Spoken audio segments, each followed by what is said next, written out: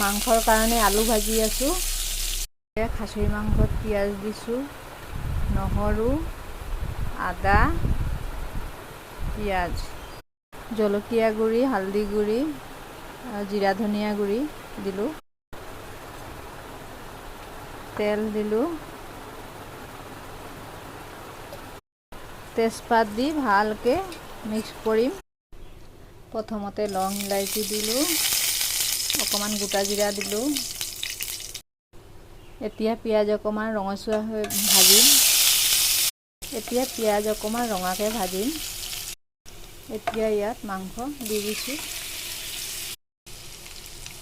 এতিয়া ভাজি থোৱা আলু দি দিম।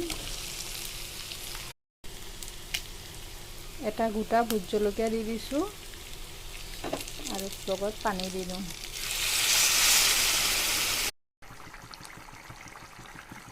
গুড়ি গৰম মছলা দিলোঁ।